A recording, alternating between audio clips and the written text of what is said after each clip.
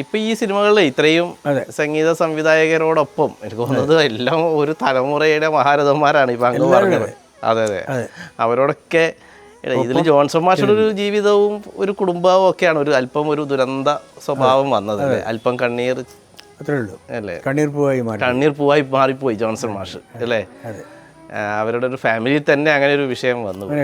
പക്ഷെ അതൊന്നും പുള്ളി അറിഞ്ഞില്ലല്ലോ. അപ്പോൾ അറിഞ്ഞില്ല, അതൊക്കെ പിന്നെയാണ് അതായിരിക്കും ഒരു സങ്കടമായിട്ട് താങ്കൾക്ക് ഉണ്ടാവുക അല്ലേ ജോൺസൺ? അവരുടെ അവർക്കൊക്കെ ഉണ്ട്. പിന്നെ രവിയേട്ടനുണ്ടായിരുന്നു. രവിയേട്ടനും ആവശ്യമില്ലാത്ത സമയത്താണ് പോയത്, ലോകത്തിന് ആവശ്യമുള്ള സമയത്ത് ആണ് പോയത്.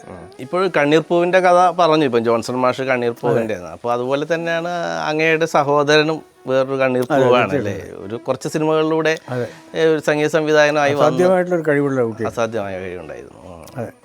അങ്ങനെ ജ്ഞാനസ്ഥനാണ് മ്യൂസിക്കിലൊക്കെ. എന്നെക്കാളും ജ്ഞാനസ്ഥനാണ്. കരിനീല കണ്ണഴുകിയും പാട്ട് മ്യൂസിക് ചെയ്യുന്നത് മാത്രമല്ല, അതെ അതെ അതെ, ബാക്ക്ഗ്രൗണ്ട് മ്യൂസിക്കിനെ പറ്റിയൊക്കെ ഭയങ്കര ധാരണയാണ് പുള്ളിക്ക്. സ്റ്റേറ്റ് അവാർഡ് കിട്ടിയത് ഒരു ഇതിൻ്റെ ഈ എന്താണ് കണ്ണകിയുടെ ബാക്ക്ഗ്രൗണ്ട് മ്യൂസിക്കിനാണ് കിട്ടിയത് അല്ലേ. അത്ര പവറാണ്. ജോൺസൺ മാഷും അതിലൊരു ക്യാമനായിരുന്നു അല്ലേ ബാക്ക്ഗ്രൗണ്ട് മ്യൂസിക്കിൽ. ഇവനുണ്ടായിരുന്നെങ്കിൽ അവൻ തീർച്ചയായിട്ടും ഒരു മ്യൂസിക്കിലൊരു ജോൺസൺ ഒരു പകരക്കാരനായിട്ട് ഉണ്ടാവുമായിരുന്നു അല്ലേ ബാക്ക്ഗ്രൗണ്ട് മ്യൂസിക്കിൽ. ജോൺസന്റെ വലിയ ആരാധനായിരുന്നു.